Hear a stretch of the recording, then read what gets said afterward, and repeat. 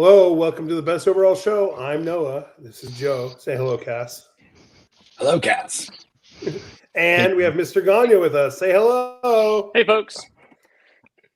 The man, the myth, the legend doesn't need any introduction. I feel like Nurgle Matthew actually got what the name of the episode should have been. Andrew Gonyo, great guy. I just came on here for all of that, right? This is just like an hour of telling me I'm a decent person, right? Because I can go for that. Pretty much. We're gonna ask you some questions too, but that sounds positive affirmations. The podcast. So it's been a minute, gentlemen. We have, since we had the whole cast and crew and a lovely guest on. How was everyone's holidays? Noah, how was yours? It was very good. I got lots of great presents. I am painting out of a Monument Games Evo paint bag right now that's fully stocked, which I'm really excited about. How do you like Really that? cool. I'm gonna pause the intro section. I've eyed that thing for forever. Oh, I love it. It's amazing. And then my other owners at the game store we own got me a Monument brush set, and then the case, the brush case that goes with it. What's cool about it, it fits all your paints. It'll fit even the G-Dub little squatty ones, as well as all the Pro Krills and everything. And then on the backside, there's a spot that's enough room to put a wet palette, a foldable lamp, and some other accoutrement in a separate zip pouch. It's super cool. I really That's like really it. cool. I took my first like weekend painting class at Sergio last year, and I did feel a bit like a hobo with plastic Sterilite cases and like some random paints and brushes tossed in. And I had been looking at that case thinking, man, if I take more of these paint classes, that'd be really awesome to bring. So, but I saw To be the fair- cost and I was like, is it worth it?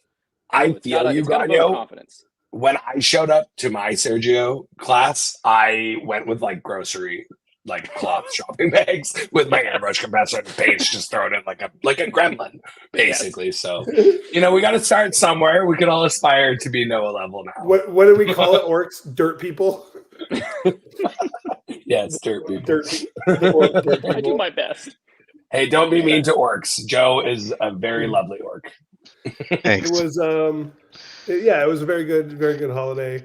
I'm starting my new job on Tuesday, so this is my last kind of like wind down to getting back to the Congratulations, sir.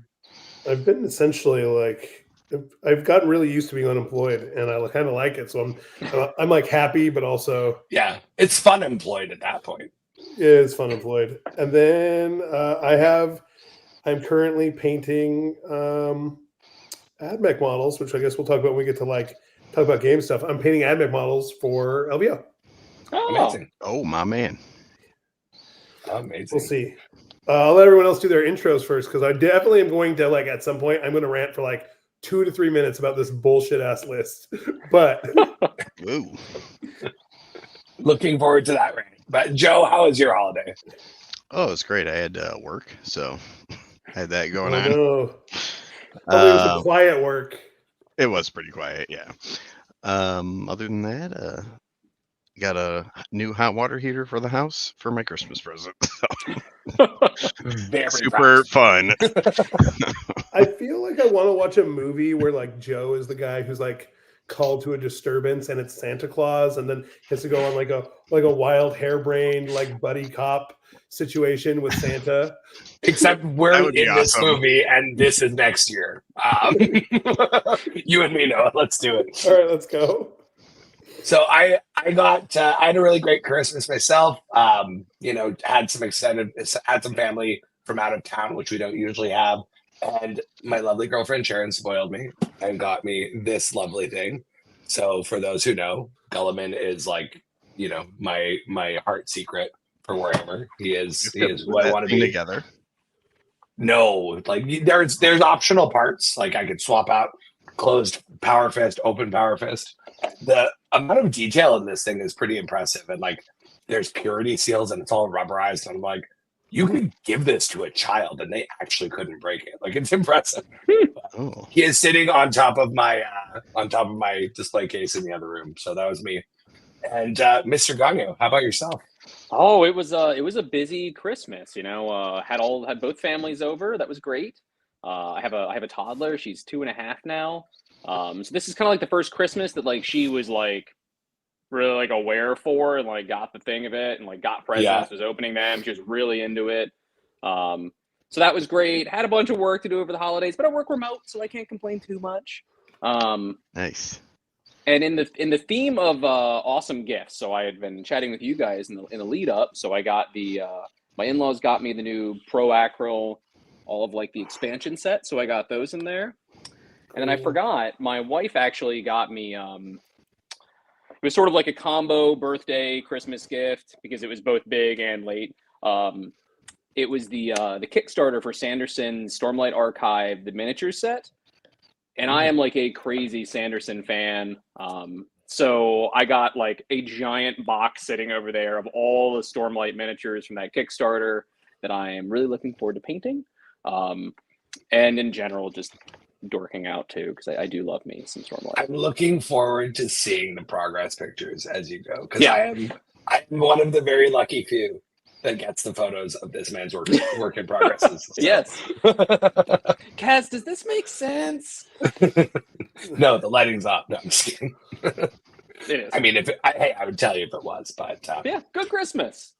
But yeah, that sounds like we all had a good holiday, and we're all back now, and I just kind of want to take a moment to like point out that this lovely man, myth, legend, Andrew Gonyo, is my absolute darling friend who is the reason why I'm on Ardvor, because I met you at Kansas City, the first GW Open that they did there, and I remember like day one, I'm kind of like, I'm Nick's coaching student. I'm a good painter. Like people are starting to recognize my minis, and I've been traveling around. And it's lunchtime at the tournament, day one, and I go sit down and I knew who Gonyo was, and I knew who Nathan was, and they were sitting together having lunch. I didn't want to be a weirdo about it, but there was the table, and I was like, "Hey, do you boys mind if I sit down and have my lunch with you?" And so we're chatting, and later on, when I was 3-0, or maybe like after I had lost my first round, but I was doing pretty well.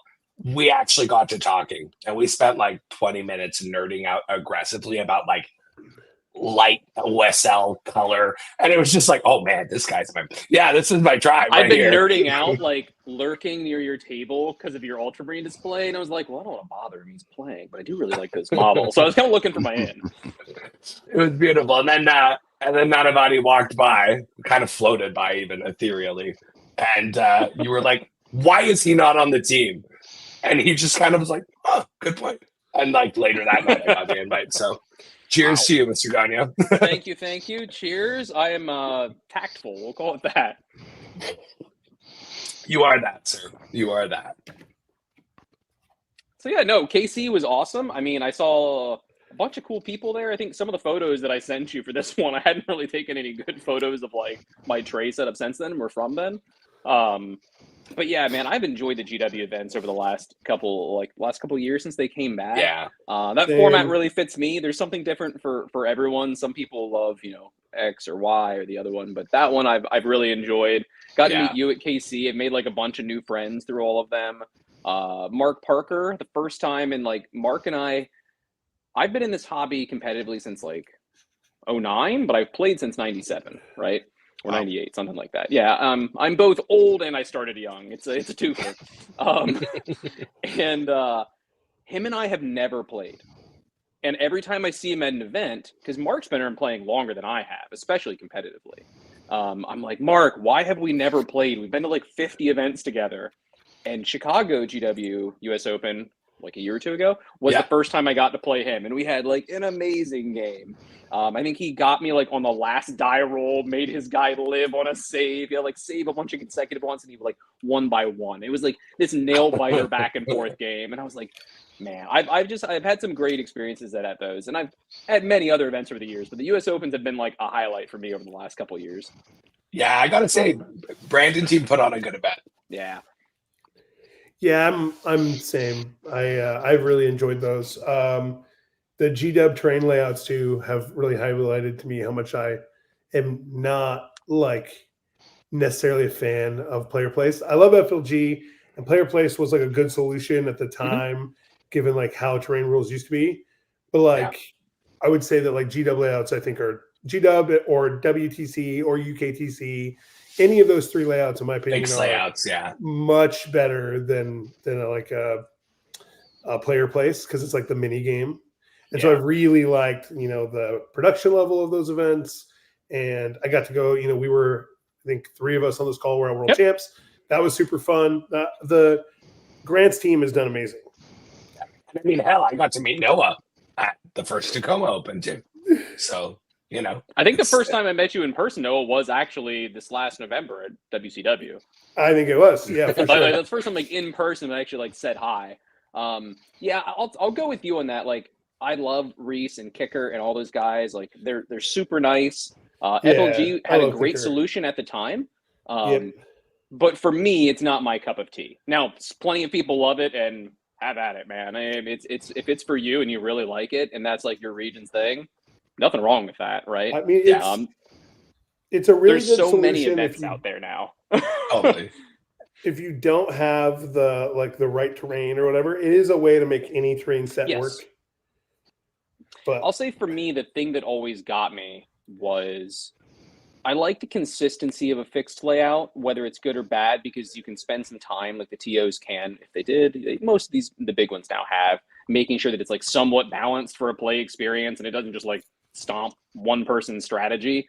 Yeah. There are some exceptions for certain layouts, and generally those have been phased out, and I'm sure some new ones will be phased out. But I always hated it, like, you can win or lose a game frequently on the player place format sometimes just by like who gets the first terrain roll, or if you're a newer player, if you don't understand how important that is, like you can win the game based on that roll, and that's not really, to me, like the important part of the game. So like you can be like, I didn't get the first terrain drop, well, I lose, let's enjoy the next 3 hours. Or you could win the terrain, you can win the roll off and be like, I'll let you be defender because you don't know, and holy hell. Or you don't realize how big of a thing it is. So a lot of people love it. It's not for me, but I will still go to FLG events. I still love plenty of them. So it's all what fits the calendar. It's all about saving people at the end of the day. They did do a good step in the right direction of making it so now whoever got it goes places 1, and then the other guy places 2. 2, yeah. Which is a nice offset. It's not perfect, but I thought that in Canada, I thought that there's like a Canadian player place, I've heard it said to me as, where like they block out like where you can place like the first piece or something like that. I don't know the format, but I've been told like, well, Canadian player place. It's basic. Better. Yeah, it's basically like there is a centerpiece that is 100% of the time there. It was done more. It's kind of started more on the East Coast, but honestly, since 10th dropped, you're either seeing GW format or you're seeing WTC format, which is it. I mean, we're seeing a lot more WTC format or teams events in general in Canada right now, but that is kind of been the shift. Like I have not played a player place event all year, and LVO will be my first in 10th actually. Also, I'll do the wild old man throwback for a second. How cool is it though that there are all of these like there are GTs like every freaking weekend with so many people. And I remember like when I first started playing, like one of my first GTs, I did Baltimore Games Day and I wasn't really competitive yet. I did okay. It was like top 10-ish. And then I did Conflict GT up in New York. It's the kind of the same area that BFS, Battle for Salvation, runs now, in like 08 or 09 or something like that. And at the time, it was like, dude, this thing is huge. It was 60 or 80 people. It's massive. But there was like 10 events a year. And so like an 80-person event, holy crap, dude. Now it's like, I went to an RTT, no lie, that had 52 people like a couple weekends ago. Yeah, it's a very different world. It's a different world we live in now. I mean, it's a good time to be in competitive 40K. Yes, or just active in the hobby. Like, there's so much to do. Totally. Speaking of hobby, we see Noah working on some advent right now. But Gonyo, what are you working on? I have been in a bit of a painting lull, I'll be honest. I kind of go in like waves, right? I get these like ideas of I'm going to finish X or I'm going to pursue this goal. But then generally I see an event as something shiny in the distance and I'm like, oh, well, I need to get my army finished and I need all of these new models. And then I do like this paint I saw you do that marathon. with Guard. I saw you do that with the Guard. The Guard is for teams, yes. Painting like a Guard army to like a showcase, like at a gaming event standard. Within like 2 months, like broke me. And then I always take like some big hiatus. So the only thing that I've worked on recently, and I'll pull it out, is we have a local GT called Hammer in the New Year. They've been doing it for a bunch of years, and so I did the hammer for it this year. Oh, nice. That's So badass. for the first time, and Kaz, I'm sorry, I Cool. got lazy and ran out of time. I didn't push the It's yellows okay. in it, but It's I started okay. making like a slightly molten effect hammer. So this will be the trophy for it. So What's that's that kind of the made out fun of? thing I've been working on recently. What's that made What's it out made out of? It's 3D printed. And then shout out to Thayer from Hobby Goblins, because last year I bought like grip wrap for like tennis rackets and stuff like that. But you need like it's a pretty big hammer, right? It's like a couple feet to figure out where my camera is. And I ended up spending like $30-$40 on like grip wrap. And someone at the event was like, looks really good. Is that for a tennis racket? And I was like, yes. He pointed out leather repair tape that you would use in like upholstery and things like that. That's all this is. And I want to say I used maybe half the roll because I'm kind of crappy at keeping my spiral and it gets tighter as I go. But it looks pretty good. And I want to say it was like $6 or $8 for a roll versus like $40. Oh, nice. So, I mean, Amazing. let's be honest, it's a trophy. And to be There's fair, so much time I can put into it. I know Thayer and the Hobby Goblins have done a lot of those big weapon trophies, so like that man knows what he's talking about. Yeah, I reached out to him because I was like stumped and like Googling things. I was like, wait a minute. Can I just ask him? He's done so many of these. He's even done some of that hammer print for events. So yeah, that's kind of been my recent thing. Awesome. Super hyped hobby wise. That preview that Warhammer Community did recently with like the silhouettes of models. One of those is a crew. We're excited I for want the crew. Want some new crew for my army. So I'll probably do more Tau stuff in the near future, but that's the only thing I've really been painting lately. Awesome. Are you going to LVO?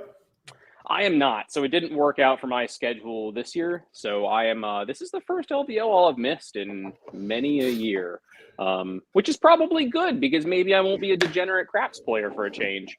But it's also like LVO is such a spectacle. I both love and hate it, like most events. And that's coming from someone who's went to many in LVO. I love Sure. it because like Vegas, dinners with friends at like cool restaurants. Yeah. It's just an awesome, massive tournament. Downsides for me, it's almost so big that like you have to go with like a small group because those are the only people you're going to see. Everyone else, you're like ships in a night. There's like 1,000 of you. You might see someone at a table or you might not. Like 60-person GTs, 100, they feel intimate. 1,000, you're kind of lost in the shuffle. So that's a little bit of a downside for me. And, you know, I always have some quibbles about some events like how they score overall and things like that. And so for me this year, I had too many like work travel things going on. I was like, why don't I not do this? I'll pick a team event later in the year when I'm not as busy, but I'll obviously have tons of FOMO for all of you people going to LVO. Once it's that weekend, I'll be like, I'll go Wish for I a was nice there. dinner in your honor. yeah, you can send me photos of your food. People will just think you're one of those weird Instagram people that pictures it all. It's okay. I am a weird Instagram people. I was gonna say, with pictures, he it's just not food. Wow. I didn't mean to just make like a weird backhanded insult. Sorry, Kaz. It's all good, buddy. All good. LVO is So- weird because you can literally play like through 4 rounds and never play against anyone who's good. Yeah. That's what I'm hoping for, to be honest, because I'm in London for work that week for a conference for sales kickoff, and I am flying home on the Thursday. I land in Vancouver at 4:30. I come home, I kiss my girlfriend, I pet my dog, I grab my army, I go back to the airport, and I fly straight to Vegas. I am hoping day one I have nothing but baby seals to club, and then you know what? How many Maybe I'll wake hours up are you thinking, home for? 2 tops. Like, Wow. I would have just Yeah, it's flown to gonna- Vegas. Cutting it close with the flight time. Yeah, but- buddy. but you know what? I am not traveling to a work conference in London where I have to take the tube and they're not expensing taxis. With my army, like it's just not happening. No. Yeah, so I'm hoping for some easy rounds, but yeah. So I think one year I played, it was like 3 or 4 years ago, I played, I want to say it was Brett from the English ETC at the time team in round 1 of LVO. So like while you may play no one good for 4 rounds plus, you might also just like be like, oh, I paired into top level world class player round 1. What the hell? Oh yeah, I mean stepped on every the year. mine. Every year that Naden is gone, someone has gotten Naden round 1, right? So let's. Yes. true. It's true. It's LVO roulette, you know. It happens. But it'll be a good time. You know, one thing I've always wanted to check out, and this isn't just a plug for LVO, their painting competition. I have not read into it much, but I know they have one, and I've been wanting to enter more like painting competitions outside of the game. Yeah. And have you either of you guys entered that thing or done any of like the big courses there? Because I think I actually kind of want to travel to events and do stuff like that more in the future. Yeah, I've looked into it. I've never actually done it, but like, you know, Izzy does a bunch of courses at LVO. Yeah. I like, oh my God, I would love to learn from that man. Same here. And I haven't I've only actually really competed in 2 non-Warhammer miniature painting competitions. And the first one I won nothing, and it was very disheartening. But the last one I did, I won 2 bronzes, and like it is insane. Like you've seen my Gulliman, it's the best thing I've painted. And that one a bronze. Like it was the level of competition when you take the game out of the equation and you just focus on the painting. Like it is unreal. So That's that would why, be a like, really cool thing to see. I've always like kind of wanted to like, so I've been at like the high end of like the competitive side. I've won some overalls over the years. I've always kind of wanted to like complete like the hobby trifecta. Or maybe it's like there's 4 of these, right? Because I definitely have some sportsmanship awards, which back in the day when the hobby was like ultra competitive, it was always like when your competitive friend won a sportsmanship award by some stroke of luck, everyone was like, you're washed up. But I've never won like an individual painting competition. And like what you were saying, like there are levels to this, right? Like the people that win best painted army at events, like I've won best painted, I want to say I did at KC, and it was probably a toss up between me and 3 other people, or 4. Those people are like the entry level of like individual painting competition. So like I want to do one. I put one of what I felt was my best painted models in because I didn't have time to do like my own piece specifically for it at like Nova's Capital Palette. All I wanted was like to make a cut. Didn't even get that. There was no bronze, Kaz. There was just like here's your entry. You can have it back. And I was like, wow, cool, thanks. So like it's kind of exciting, right? Like it's something new to like try and push myself at. Like I fully understand and I'm humble enough to realize that like I have split my time dedicated partly to, and probably more so to like competitive gaming. And that means that time was not spent painting. And those people that are better than me in those painting competitions deserve to beat me. They put all of their time into painting. All their skill points went there. So 100% of the level ups happened in that skill tree for sure. You can tell. I'm ready to be there's a a scrub difference. It's good. It's good. All right. Well, Joe, you've been very quiet. You have some questions for Andrew? Oh, I did. Do you want to go through your hobby progress real quick? Sure. I've been commission painting like a machine lately, and this is really cool. So, lovely gentleman by the name of Chris Adams commissioned me to paint this Norn for his army. It was such a cool exercise. I gotta say, like, you know, I paint mostly Marines, and so painting something organic was really fun as a departure. But also painting someone else's color scheme, where like, you know, I had to make it match his army. So I started talking about like, okay, but I'm gonna put purple in the red in the shadows, and he was like, I don't know what the hell you're talking about, man, but I love it. Let's go. So like, it was a really fun exercise. I gotta say, after I finished, like, I am so glad that I'm not painting an army of this because, my God, that chitin was a lot. But that's it what was I've real been fun. Zooming in on up close, like a dork since I am on camera. But like the texture on that bone is awesome. I love it.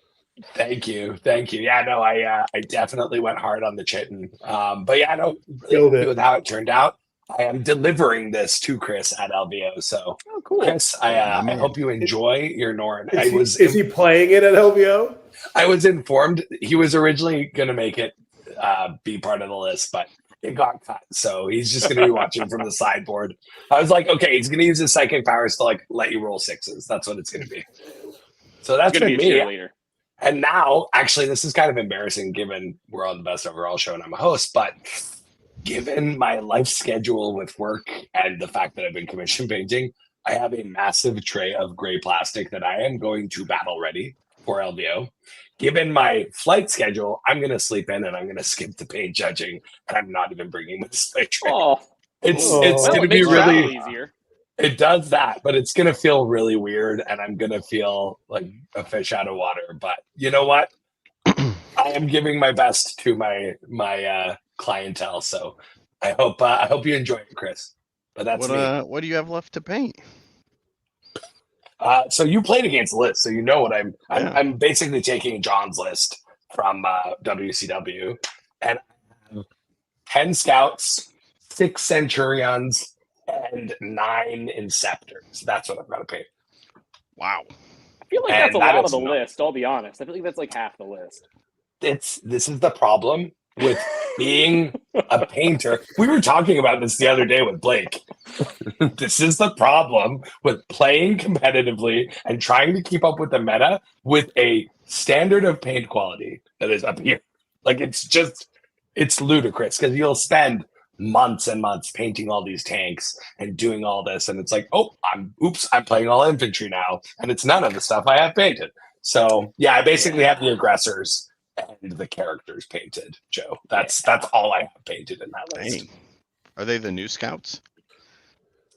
I am not going to have those in time for LVO, so I'm literally just battle readying up some old ones. just have Oh lying man.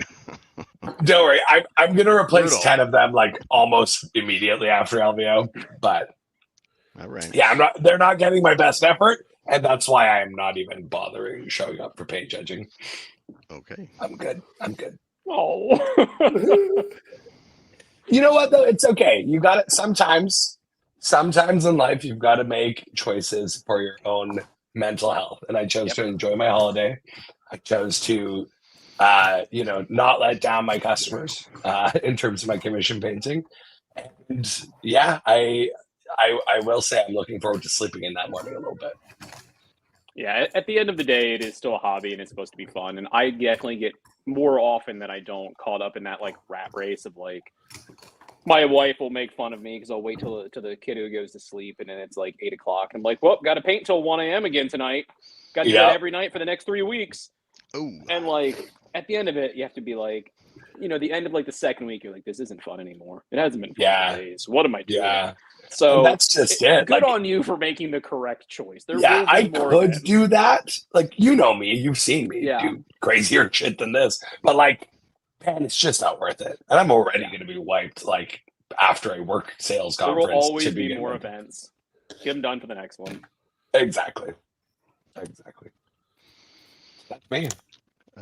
Yeah, I've been working on some knobs with power claws because apparently that's the only thing in the whole army that can do damage with AP.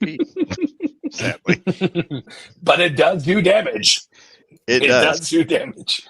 The war boss did more damage than the rest of the squad did in our game.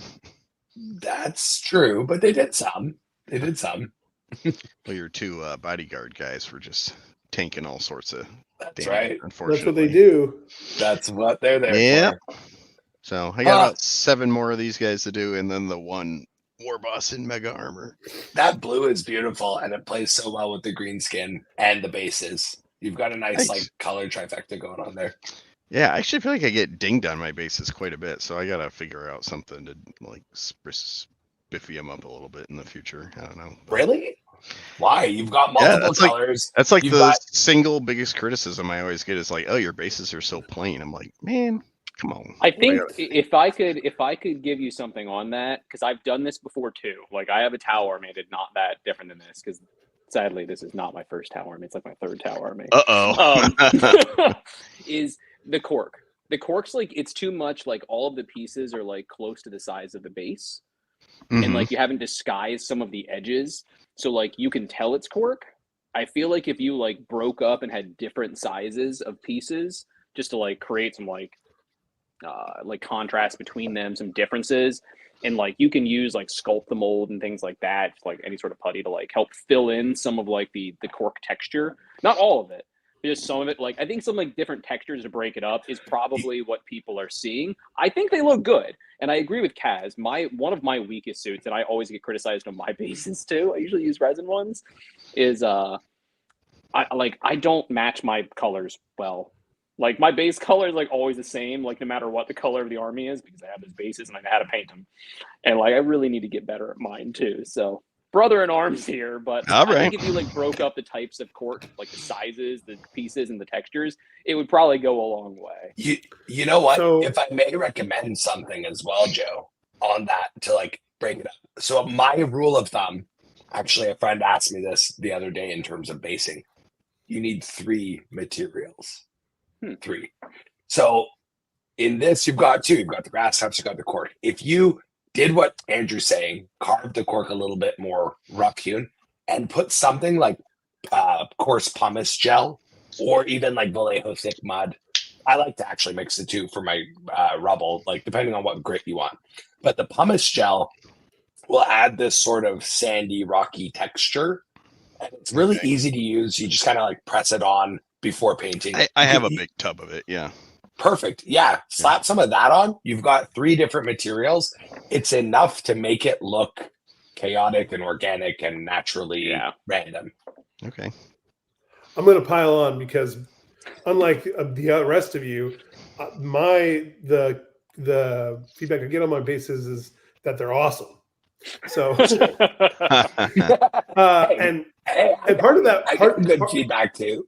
Part of that was because when I started out painting, I was really bad at it. But the bases was something I could wrap my head around.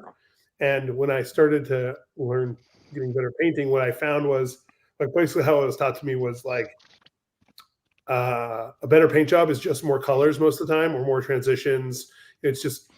It's more individual, unique things for your eye to cue in on, right? So bases are the same way. So like when I do my bases, I start with a normal black base, and then I cut out any cork I'm going to put on it. You can do it like you did or have smaller pieces, but I need big slabs. And then I take any little slab pieces, and then I cover the whole thing in glue, and I dump coffee grounds on it.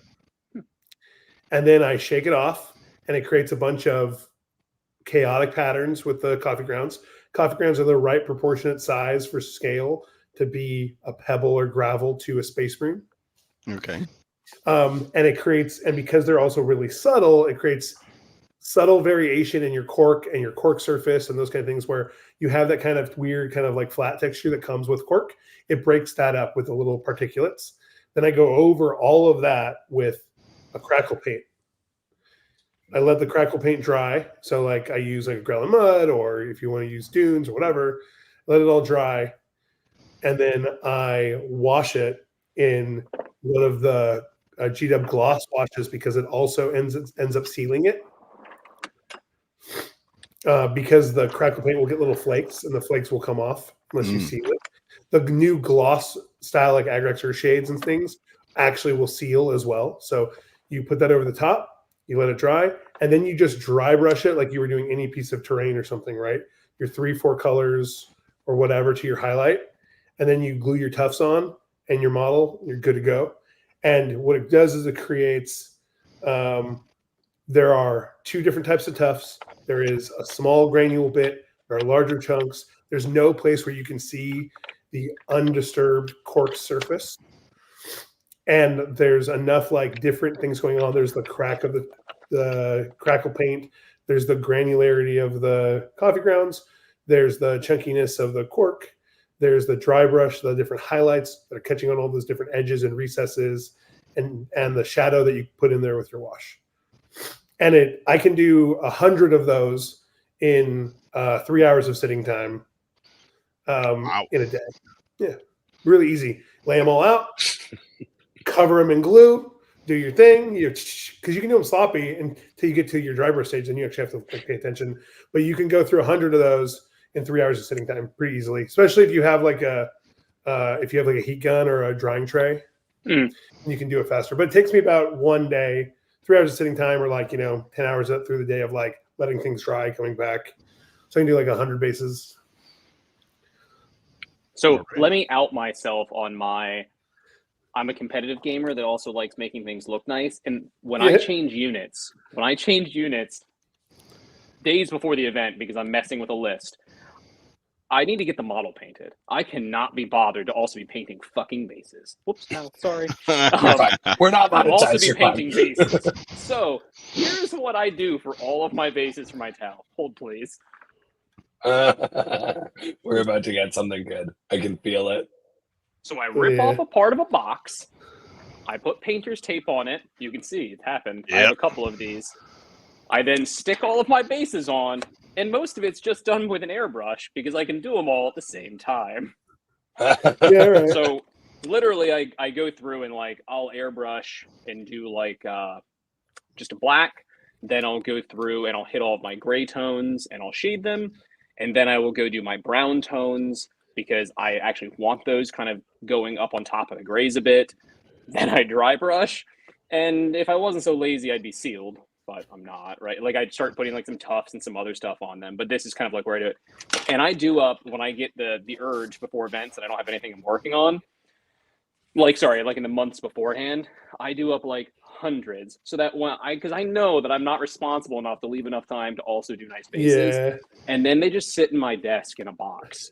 I have like a couple boxes like that of just like already painted bases. So when I go and I'm like, I got to paint 3 new stealth suits, I can just pull bases out. So I will say it may not be as involved, but I'm a resin-based hoe. And I will just assembly line like 200 at a time on these things, and I'll blow like 3 or 4 hours. But by the end of it, then future Andrew will appreciate it. That's fantastic. I am not nearly as assembly line as you two. That's amazing. I'm lazy. But the moment when I run out, it's like bad. Chaos. Yeah. I'm lazy in the fact that all of my Imperium armies have exactly the same basing. And I have definitely just pulled models off of bases before. Like, sorry, Terminators, you're not ready for play, and I need something else on these 40 mils. Bye. I unfortunately do that too. So like when I said when that box runs out, I may not have had the motivation to refill it. And then I go to an event and I'm like, oh crap, I want to run my broadsides. So there's a lot of Centurions that have stolen bases from my Chaplain Dreads and Crisis Suits that stole them from all my Centurions. I just like broke them off. I was like, their feet are fitting about the same places. Touch some gray up. We're good. Wow. All right. Bad things happen when the box runs empty. The lazy, spiteful hobby person. I was going to say, I'm amazed none of you use, I love dried pigments on my bases. I think it just adds this really cool look. But if you guys are ripping stuff off of bases, you don't want pigments. That's bad. I've been trying to get more into pigments. I do use them on some of my models now. I've just started kind of baby steps in learning. I also got a set of, when I mentioned the in-laws got me those Rosemary and Co brushes, I also had mentioned, because they paint traditionally, that I wanted to try oil paint. So they got me an oil paint starter set. Haven't used them yet, but I plan on trying some new techniques. I thought it'd be fun and kind of expand my horizons. So very cool. Let me know. I have painted a Chaplain's black armor entirely in oil paint. They seem really cool and really versatile. They're so fun, I'm looking forward man. to diving into YouTube videos. I love a good YouTube rabbit hole. And I am sending you my recommended list. Do it. Marco Frazzoni. That's who you want. Yes. Yes. My oh my, how the time has gone. We have 15 minutes left. Oh, sorry. No, don't be sorry. It's good. Did you want to talk about Ladmec real quick? I mean, I feel like we need to have Gonyo on again after this, because this was he fit right in the crew, right? Yeah, I'm painting up some chickens because, and we'll go back and we'll talk to Gonyo. We'll ask some more questions. How many chickens? That's the question. Not that many. I mean, I have like 12 painted already, but I'm just painting three Lancer chickens and 1 sniper chicken. and then call because I might actually run him, but we'll talk about that in a second. But so here's the deal. I think everyone trying to make AdMech work is mostly on drugs. People are trying to make AdMech work in like I'm playing a normal army. It's an army that shoots stuff, has some units that are tough, some units that are killy, plays the mission, kills your stuff. I'm playing a normal game of 40K. Like we'll call that a Space Marine game of 40K, right? Yeah. I don't think AdMech can actually play that better than any. I think there's none of those styles, whether the assault style or super shoot style, that there isn't an army that just does it 10 times better already. You can make it work. Like Data Soul Conclave is good. It's like a melee, or it can be a high AP shooting army. But there's like Tau exists, and like like there's all these other armies that exist that do it better. So I do want to play my AdMech because I painted like 8,000, 9,000 points of them during COVID to a display level. So I do want to play them. And so I was looking at how to do that. And I believe my opinion is we're playing what Joe will call a garbage man list. Oh, baby. Here we go. Is it a stat checklist? No, it's not really. It's an activations checklist. So basically, I think so. Like Dark Eldar have a trouble doing like an all trash list because to do an all trash list, you have to have cheap units. You have to have a survivability level that makes those units more survivable than they should be for their cost, right? And you have to have a significant amount of speed. Dark Eldar do not have the survivability boost. Everything just dies, right? They have speed, and there's probably a lot not as cost effective as they should. I think AdMech is the list that has all three of those things. So Hunter Cohort gives the entire army stealth. The entire army is super dirt cheap. And it's the fastest army in the game. It forward deploys a ton of stuff. The entire army is assault the whole game. And a lot of the things are like movement 8, movement 10, movement 12, etc. Right? So I'm playing a list that is currently 29 individual units with 23 drops. And I get 27 activations a turn. Everything in my army has stealth. I get 11 scout moves, and I infiltrate 25 to 40 models, depending on the build. And what the list does is says, you're going to get a 60.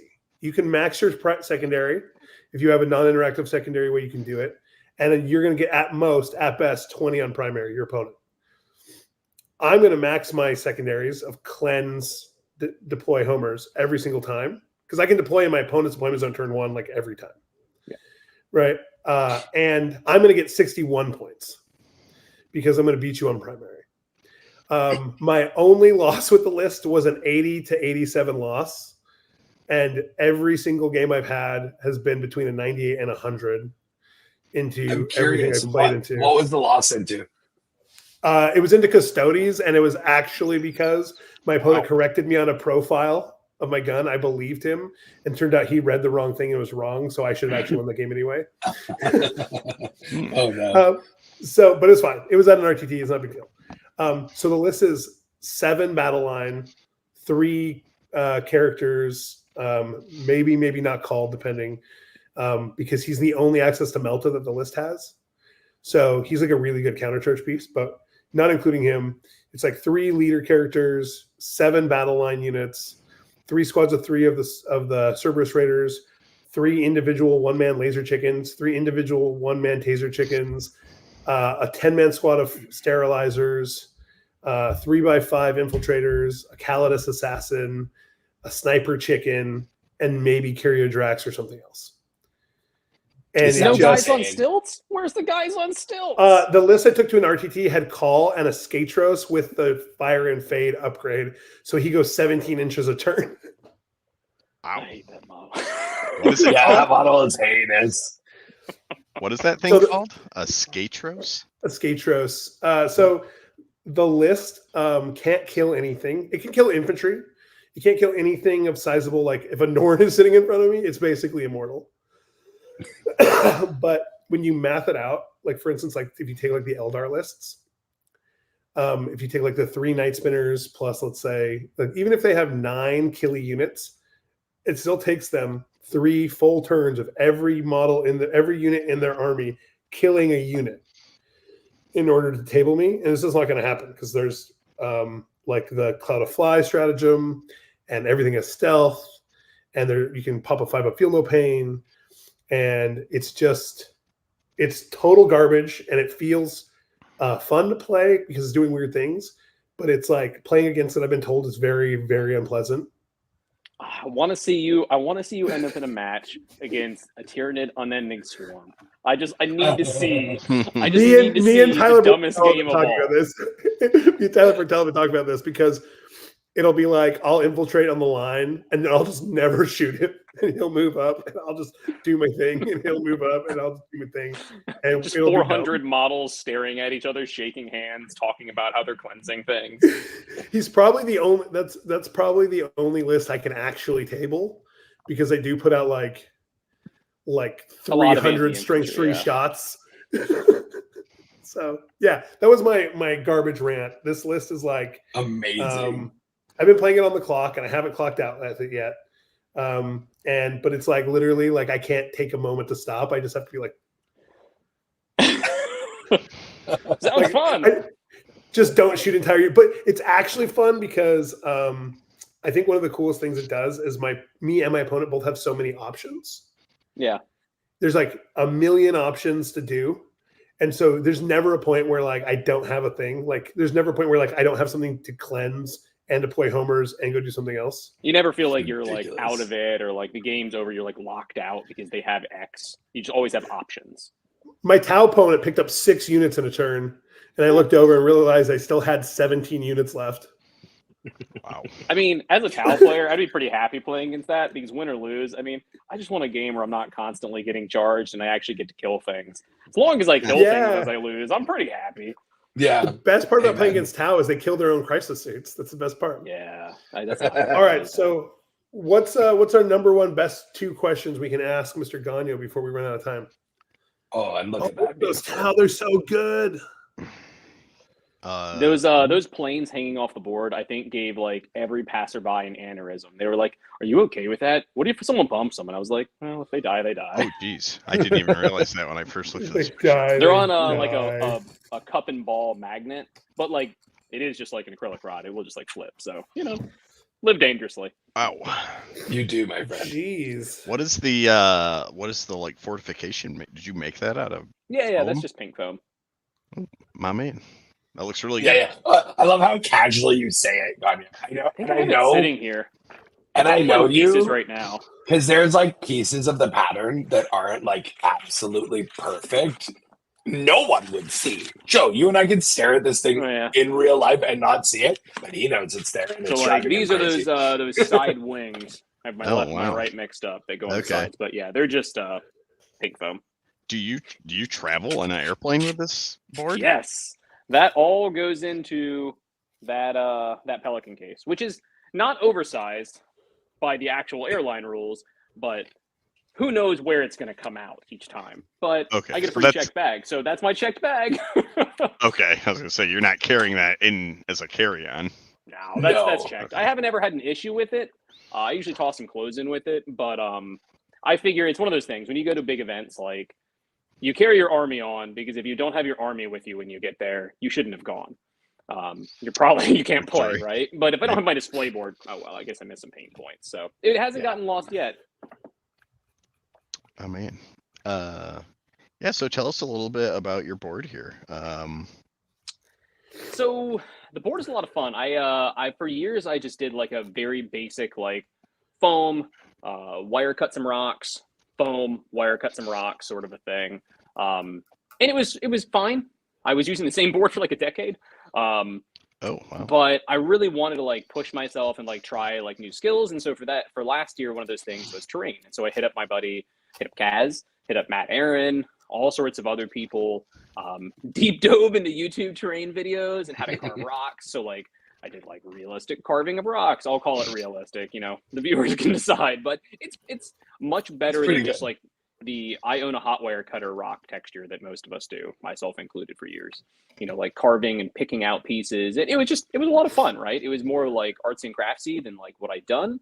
and I think it helped me learn a little bit more about textures, so it's fun.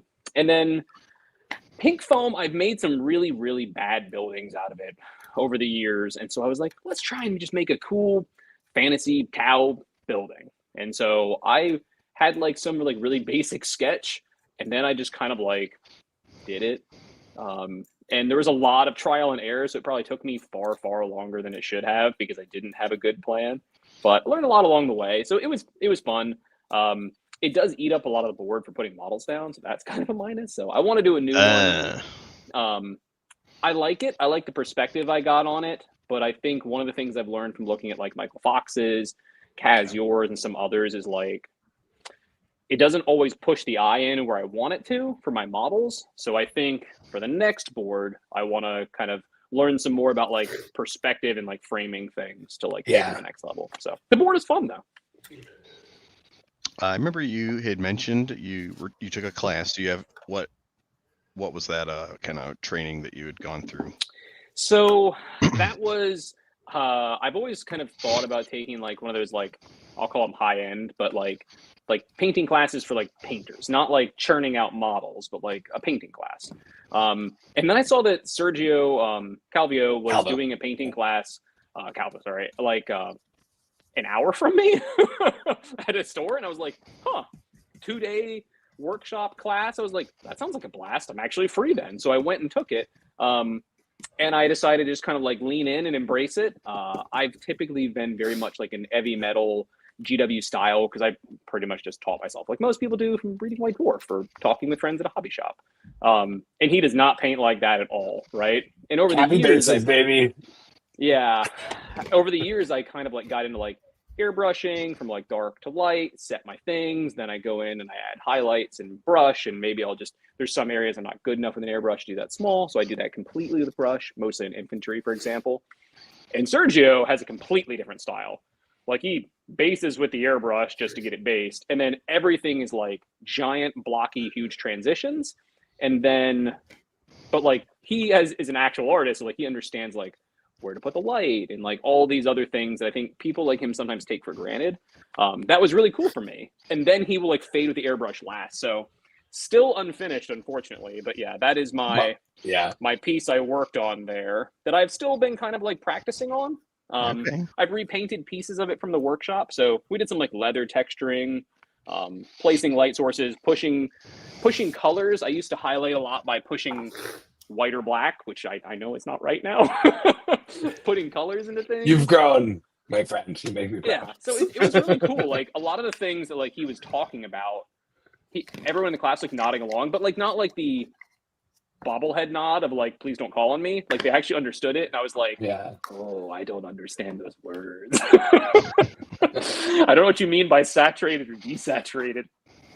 That's how I'm also kind of a caveman. Yeah, but like it actually like it really helped make some things click. And like now I've started like pushing colors from like different shadows and things like that. Like Kaz talked about, I'm gonna put purple in the red to like push the shadow. I would have just put black. Now I understand why that's not always the best thing. Like the wash for the leather, like I used like a purple. It was neat to just try something. So I just did his style for the weekend, and I found it very useful. It's not going to become my style, but it definitely like I can pick pieces out of it and understand a little bit about it more. So it's cool. So would you recommend anyone? I have a hard stop. I have a hard stop, but you guys should keep going. I love y'all. Catch you later. Love you, Noah.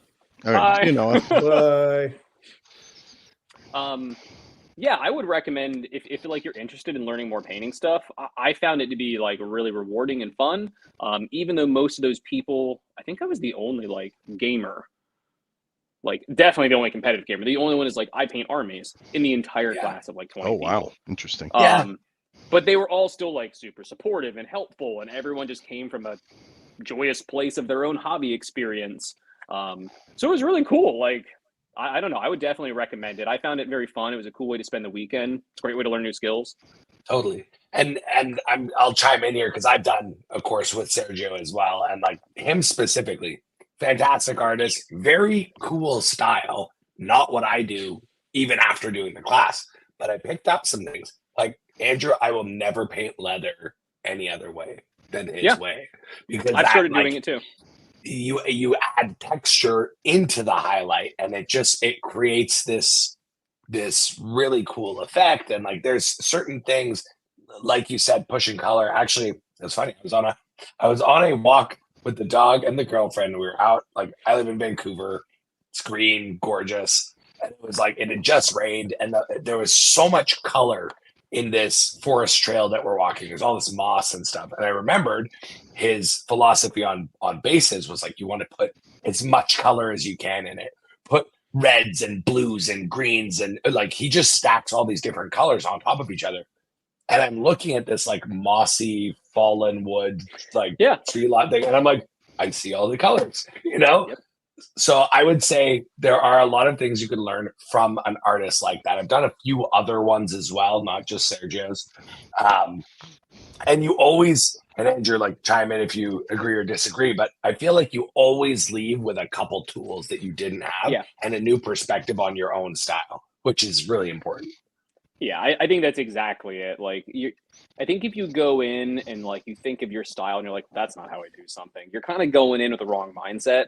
I think it's best to go in, try it their way, and like don't feel like it's going to end up being your style. It probably won't be. Like 99% of the time, it won't be. But like you will definitely pick up things from any of these people that will like affect your style or change how you look at something or change how you do something in your own style, or you'll pick little pieces out. Like it will be useful. And one of my painter friends, and why am I blanking on his name? He's an amazing painter. He lives near me. He also said that when I first came, he was like, I'm really looking forward to seeing what you pick out of this class and like put in your armies. And I didn't really kind of know exactly what he meant until I left, and I was like, oh, because like Sergio and those guys, like when they're doing like a piece, they're putting hundreds of hours into a piece frequently. Yeah.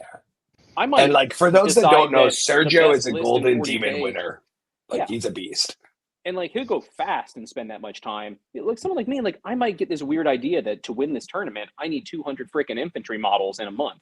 I can't spend 200 hours on a model in this economy, but you know, but you can still pick out pieces, and like some of his stuff like helped me like speed up my painting. So yeah, it was really cool. I definitely recommend trying it out if you're ever like paint curious. What kind of an airbrush do you use? So I've been considering recently changing up what I use, but right now I have a Harder & Steinbeck Infinity 2-in-1. Oh, nice. So a really nice airbrush. I've loved it for years. I started out with like the Master knockoff airbrush on Amazon that I think almost everyone starts out with. I used that to learn, and it was good, honestly. It was cheap. It was a good entry-level piece. I then got an adult job and had a little bit of money laying around. I didn't have kids yet. And I was like, well, I'm going to get a really nice one. Because, this one, what's holding me back, it totally wasn't the airbrush. And I think like 7 years later was when I started getting decent at it, right? So I really like it. There's some things with the trigger that I think I've been looking into that some people have issues with. So I kind of want to try. I've never actually tried like an Iwata. Oh, that's my baby. So I kind of want to get one of those because like also like the Infinity 2-in-1 is really cool because I have two different needle sizes. I can't remember what they are. It's like a 0.15, which is real small. Which is basically Clog City a lot of the time if I'm not careful, and depending on the paint I'm using. And then it has like a 0.4, which is honestly what I use most of the time. That's a big boy. Yeah, because I have the same airbrush, and I have a 0.2 and a 0.4. I usually use the 0.2 to be honest, but and like if you have really good trigger control, you can do just about as fine of a line with the big one as the small one.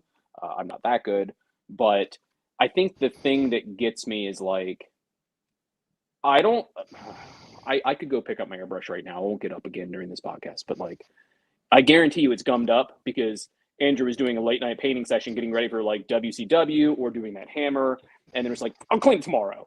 Well, tomorrow was like 3 weeks ago. Yeah. I don't love swapping the needle. I kind of wish I just had a second airbrush, one I used for base coats and one I used for detail work. So I think I might try a new one, but like I do like it. It is a very nice airbrush. I am spoiled. I definitely got it thinking the money would solve my problems, and I will be here to admit it did not. So I'm curious to hear what you think, because I've never tried an Iwata either. I went Badger. I had a Badger Patriot that is my, like, I base coat with the small needle actually, but what I use the Badger for is like priming and varnishing and all that stuff. It's my And workhorse. Sergio used a Badger, I'm pretty sure. I think he had a Sotar and something else. So like, as much as my bougie airbrush I thought would take me to the next level, it turns out I just actually did practice. But the Sotar is quite a, like, I owned a Sotar for a while. I ended up getting the CR, and I use that as my detailed one. My Badger Patriot, though, like, you could shoot glass through that thing. Like, it does not care. It's like the AK-47 of airbrushes. Like I don't ever clean it, and I paint I use varnish through it. So you know that, like, if you go down the Iwata path and it's not what you were looking for, like a Badger Patriot, seriously. But I'm very curious to hear what you think about the Iwatas, because like, all the Iwata people I know are just Iwata people. But you own the exact same airbrush I do and I love. I want to know your feedback. So yeah, I want to try it. I also think, and maybe you know something about this since we have the same airbrush. I don't take good care of my airbrush. I definitely clean it with that little bristly brush that has the metal core that like I really shouldn't be doing for scratching up hell of it. I know it's wrong. Don't do it, everyone. But I do. And I definitely just like, when it ends up all gummed up and I can't even get the needle out, like I'm putting isopropyl in there, and like I'm not the nicest with my airbrush, and I've never changed any of the O-rings or seals or anything like that. And it's been acting up a little bit over the last, recent time, year or two. And so I feel like I should probably do some maintenance. Have you ever changed any of yours, Kaz? I haven't changed any of the O-rings because I use like because you're responsible. Yeah, a little bit, but I'm not too responsible. I don't use the bristly brushes, but I will say I have recently changed the not the nozzle, but the little thing that goes in the nozzle. I'm forgetting the name. It comes with the needle because I bent my needle. No, that's the nozzle, not the nose cone. You're talking about the nozzle, the little brass piece that floats. That's right. Yeah. That's right. So like the nozzle and the needle come together. I'd recently like bent my needle a bit, so I got a new needle nozzle kit, and like I realized like, oh, all those problems of like, hey, I'm just pushing for air, but paint's coming out, were just I had ruined my nozzle over time. So yeah, I've done a little bit, but I've never had to change any of the seals because I don't use ISO. I definitely. So over the years, I definitely advanced the needle too far. I probably expanded the brass nozzle a little bit because stainless is tougher than brass. Yeah. So and so I replaced them about a year ago. And those things are like $50-$60 for the nozzle and the needle. Mm-hmm. And I will say I have never in my life dropped one of those needles until I opened that one up. And the first time I cleaned it, I dropped it onto the counter and it just bent like the tip. And so I just don't use that size right now. Damn, brother. I see why you don't clean it. I was so mad. I was like, I've had this for like 8 or 9 years. I've never done this. I spent $60 on a new needle set and I immediately ruined it. I was so mad at myself. So it's still sitting in there. I need to bite the bullet, reset, take a deep breath, and do it. But it still works. One of the nozzle sets, I can't remember which size, is still great. It's a Russian roulette every time I put it back together, and I'm like, this was the good one, right? No, it's not. It's spraying paint, and it's fully advanced. Yeah. Oh, airbrushes. I'm a monster. Okay. I beat the hell out of my Iwata, and when I'm done spray painting or airbrushing, I just loosen up the needle, pull it back a little bit, and I dump that boy into airbrush cleaner where it will sit until the next time I use it. That sounds smart. Completely submerged. I honestly like that better than Gonyo's method. Like everything's better than my method. I do all of the things you read about. Like you watch it like intro to airbrushing video, and they will almost always tell you not to do like everything I stated I do. But I will say, in the defense of airbrushing, if anyone is listening and is scared of airbrushing, it does take a lot to learn. It's a bit to get set up and get practiced, but they're not nearly as finicky as you think at times. So like, look how badly I treat mine. My airbrushing still turns out pretty well. I don't know if you have one of the photos of like my tanks. Like these guys are all Yeah. brushed because I'm not that good at it. Like the Riptides are definitely airbrushed. There's a good The close Ghost up. Keel, Yeah. I just set the purple fades with the airbrush. A lot of the rest of it, I don't. You can tell the bases that I use and everything. All of my tanks, pretty much, like the Piranhas, are pretty new. You know, I don't have the nicest army in the world. It's one of the nicer ones, probably. There are like true painters who are definitely like a notch above me, typically. But like, I'm a monster with my airbrush, and I can still do that. So, if you've So ever airbrushing been isn't wanted to learn it, too hard. it's not that scary. It took a lot of practice and things like that. Just like using a brush. I mean, they're not like the cheat code that everyone kind of like derides them as being. But an airbrush is a great way to get like nuclear mad or frustrated with something if in the beginning with like clogs and figuring out like the consistency of your paint. So that is great too if you need like blood pressure problems. Yeah, no, if you really want blood pressure problems, start 3D printing. That's that's a whole other level. Oh, I've never done that. I just I know. actually I asked Kaz to do it for me. I was gonna say that's what I'm here for, but it's funny both times. Both times I've 3D printed something for you, something which is of no fault of yours happens and I break apart. It's weird. I literally dropped my print bed or the metal like print plate on my print bed and cracked the screen the first time I printed you something. So I dread that I'll print you whatever you want, brother, but I dread the next day you ask because I'm like, what's gonna go down? Andrew, do you seal your models? This is a bit of a contentious topic. Oh, okay. I feel like you got set up on this one. Did someone He tell you to didn't. ask this? He did not actually. I did Okay. not. Okay. So I'm a recovering non-sealer. So for the first Recovering. Oh, okay. 25 years of gaming, I did not seal my models. And I told people this. And like, I feel like every single person had basically the same reaction. Like Matt, Kaz, everyone was like, like they just clutched those pearls as tight as they could. They were like, my boy. They were like, all these fine highlights. Like your edge, they're going to rub off as you touch them. I was like, yeah, they do. Huh. Is that why? You told me that you'd go back and actually re-highlight stuff, and I'm like, dude, just for after like a year or two, I would have like that complex where I'd be like, man, my old painting kind of sucked. I must have improved a lot. I mean, this is legitimate. I'm actually not making this up. I would just like think I was losing my mind, and I'd be like, I must have really not put effort into these when I first started it. Because like an army project for me can take a couple of years. But like, I didn't even do the fucking edge highlights in these things. I can go back and do it.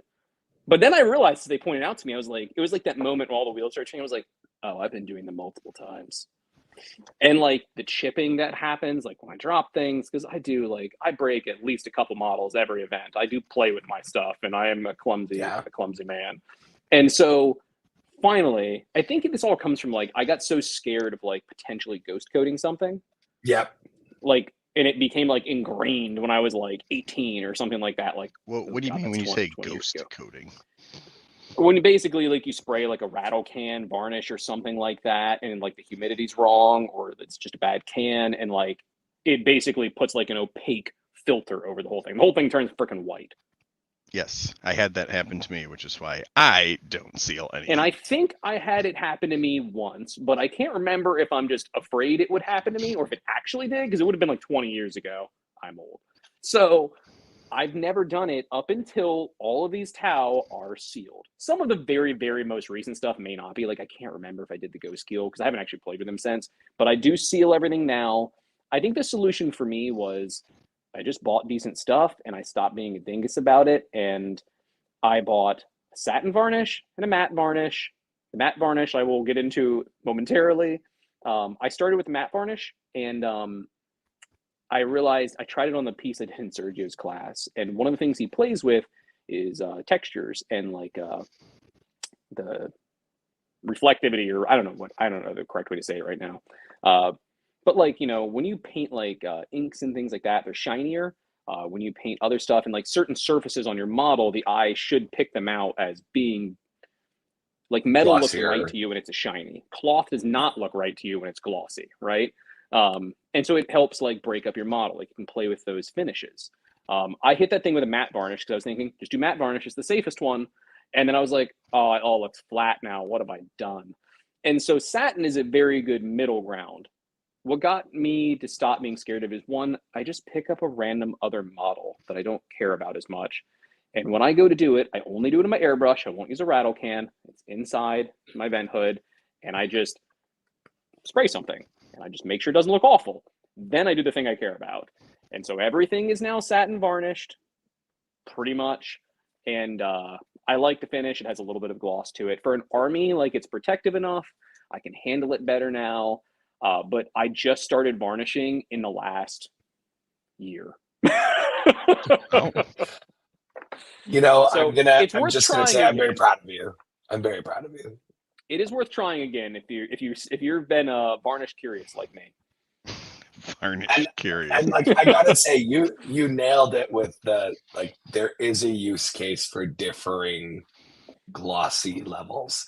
And like, you know, satin is a very good like my Drukari army that I did back in the day. I did satin for the same reason. Like it's an army level, it's easier this way to just like give it all one coat and my scheme was like mostly metallic.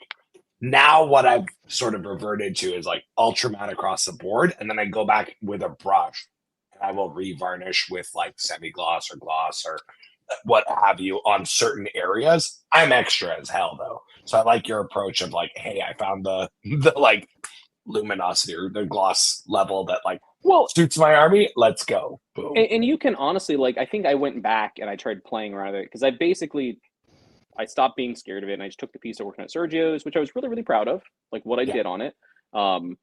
And I've started repainting things on it, just practicing some of the stuff he showed me. And it's now a practice piece. And so I went back and like, I used my fine nozzle for my airbrush and I sprayed in like some semi-gloss on the leather to like bring back the shine. And it worked, right? And I could kind of like block out the skin tone next to it with like your typical masking or just like a bump card or something like that. So it's been fun to play with like that as well. But yes, I do varnish now.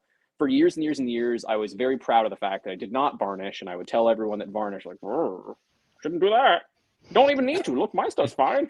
But it wasn't, and so I've started doing it, and it was not as scary as I thought it would be. And honestly, I think I varnished like my entire Tau army when I bit the bullet in like 30 minutes. Like, wow. I mean, you just stick it all on there in your little spinny train, like, set it aside, let it dry. That's it. Like, it's so quick. Saves you re-edge highlighting. Yeah.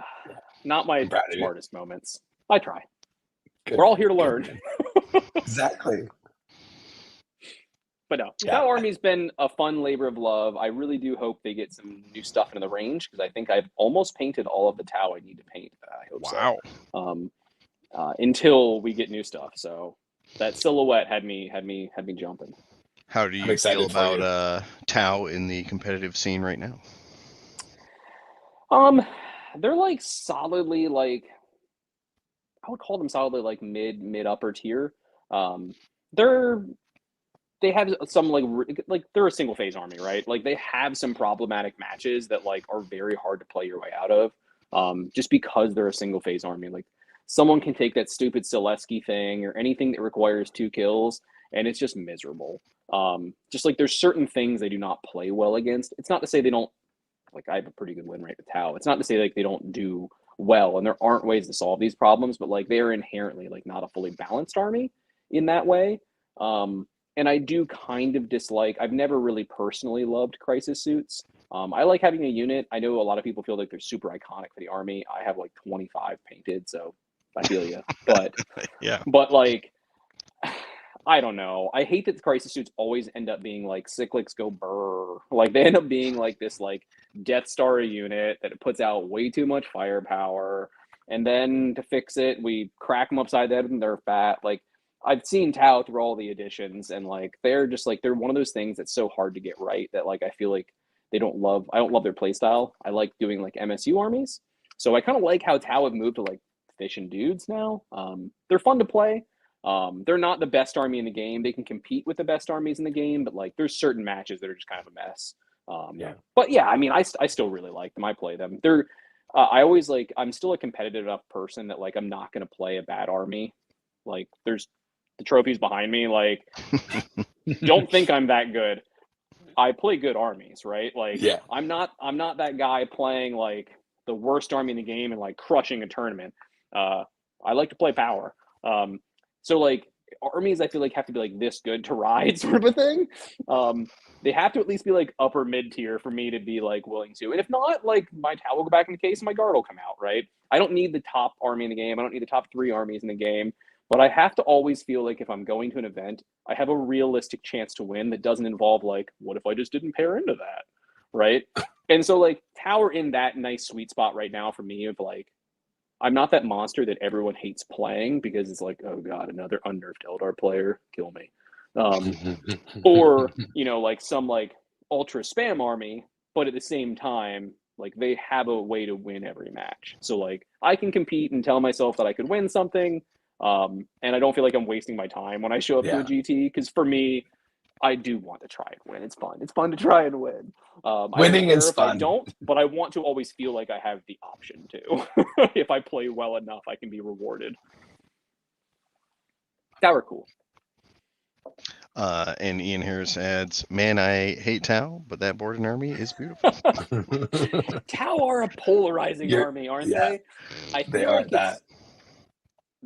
part of it is like the balance issue, right? So like I completely understand hating Tau. There's like 2 completely valid reasons to hate Tau, and then a bunch of people who are just stupid haters. Hope you're not one of them. What were those Balloons for all the they were for the stupid haters. Two I don't know. reasons. How did very that important- happen? 2 very important reasons. One, when Tau tend to be when they're good, they tend to win in the most unpleasant style possible. Like when Tau are good, like they just like, what if I tabled you? And it's like not interactive. They just like rock forward and they just like all over your army. And it doesn't even feel like the guy has like 2 walnuts to rub together upstairs, but he's still just like, "Nah," and pushes dice at you and picks up your army. You're like, that was not enjoyable. That's a good Yeah. reason to hate Tau. The second good reason is, oh man, all the third party sculpt for Tau and some of like the fringes, and I would like to call them fringes. That's how I'm going to gaslight this right now, even though it's totally not always the fringes. The Tau fandom, why is every suit got like boobs the size of their heads? Like they're so creepy. Like that edge of like the Tau thing is just like, it weirds me out. And like that's definitely a valid reason to be like Tau That is a players very are valid weird reason. and they should go in their smelly corner. I will be painted by that brush because I love Tau, but that's an okay reason to dislike me. That's fair. I'll go hug my Tau waifu pillow. Oh, there we go. Is that a right thing? Did I say it right? I think so, but I'm too think old so. too. We're all too old on this podcast to know. Yeah, it gets sometimes some of the fandoms can get a little creepy, and Tau is definitely Sure. a little bit guilty of that at Out times. there. We'll see. Right. And then my last question, what are your thoughts on weathering? Weathering. I feel like this is another one where you may have been set up to get me to out me. I've typically always painted very like pristine models, like it looks like they've never met a speck of dirt in their life. And I've really tried over the last couple of years to add weathering into my models in subtle ways. You cannot see it on a lot of these, right? So this is like guilty as charged here. There are definitely some like where I've done a lot of like scratches on the armor, where like exposing like bullet scratches and like stuff around like the gauntlets and things like that with like, you know, your bright edge highlight, your dark brown, maybe some metallic to show like, you know, the layers of like the suit in certain places. But like, I think part of it is since I came up in more of like the heavy metal style, and I say that while not really even being able to describe to you what it is, right? Like some volumetric highlights, but not a ton, and a lot of crisp edge highlights. And I'm a fairly like meticulous, mildly OCD person, and so I wanted everything to be right. Like it needed to be right. Those edge highlights need to be straight and correct, and if they're not, it bothers me, and I need to go fix them. And that led to me also then being like having this like crippling fear of adding weathering because like it's right, it's perfect, it's fixed right now. Like it just bothers me. It like almost makes my skin crawl because I'm worried about messing up the thing that I have finished. I think And then I think there's a parallel between that and the varnish for you too. yes. Yeah, sometimes it's hard for me to take leaps. But I think talking to you, Kaz, and a bunch of the other painting guys over the last couple of years, that's really like when I started trying weathering, like legitimately. It got pointed out to me, one, it adds so much more like visual interest. Two, it doesn't have to be like this heavy-handed, everyone looks like they're from Mad Max dystopian world or something like that. Not everything needs to just be like covered in rust and pigment. It works for some armies. It looks amazing on orcs. I don't think it looks amazing on Tau personally, but it's also a style thing. But like adding some in, it breaks up big panels. It adds some visual interest. It makes things look a little more realistic. It like brings them into the world more. And so like I kind of got that feedback a lot when like routinely when I would ask paint judges or friends that I knew were good painters, like, how could I take my army to the next level? That was always one of the answers. And I think it's like, I finally was like, okay, I'll try it. And like, I did to you, Kat. Well, what I do to you, I also do to Matt. So Matt Aaron, I would send him pictures of like, hey, look at this. I put like this scratch on the gauntlet. He's like, yeah, that's okay. And then he would like, nicest man ever. He would like circle it in paint and be like, move the highlight here and add some more here. And then I would like send him a new photo. Like, hey, how's this look? Having people I could bounce ideas off of took some of the scariness out of it for me. And for me, I also just picked up like a lemon rust that I hadn't used in forever. And I was going to repaint anyways because I'm changing my guard scheme. And I forced myself to just sit down and be like, I'm going to weather this. I got Thayer on a phone call once too. And like, I was doing like a video call with him and was like messing around with stuff. And he was helping me out and giving me some tips. So like, I feel like weathering is actually important. Not everyone has the same style. It doesn't have to be part of your style, but I think it does add a lot. And like, it can still be subtle and be like one of those things that like rewards someone when they get closer and look at your models. So like your army looks cool and it can still look pretty pristine from like a couple feet away. And then as they get closer, they start seeing like some more details. And that's really fun as like a viewer or like a observer of someone's collection. And I'm more of like that style, more subtle weathering. Doing an orc army, I'm intrigued of like the crazy rust and weathering. Cause like, I do love it. I love looking at it. I love people who can do that style, but it like scares the bejesus out of me to try it. So one day I want to kind of try like a piece like that, but weathering in general, like I think people should try it. If you were scared of it like me, add it on some little places that make sense, like places that would like get a bullet chip, or that would like around the gauntlets where someone's like punching or digging into things, and you can like do some really cool textures, and like it won't mess up your model. Worst case, you could repaint it. I've gotten better about letting go. It's good. It's gross. I'm trying. Well, you're doing a bang up job, friend. So who knows what the next army will be? It'll probably still be Tau for a little while, but like I've been picking up random stuff, and I want to do some single pieces. Yeah, I'm looking forward to seeing your growth as like a painter outside of army painting as well. That's going to be really real cool, and I look forward to seeing the next army you pick.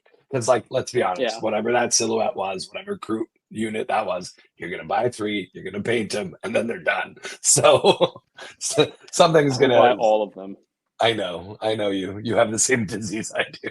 I definitely have 120 Kroot because you used to be able to run 6x20. Holy moly. I would also like to confess that it is my second set of 120 Kroot because I did paint a first set of 120 Kroot quickly for an event, like for a series of GTs, like when they first dropped, because I'm a monster. And when I read the book, I was like, oh my God, there's GT this month.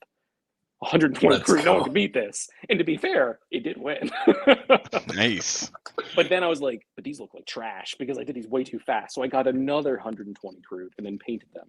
And then the 20 Kroot that people may have seen me bring to events are 20 of those 120 that I repainted like nice to my current standard.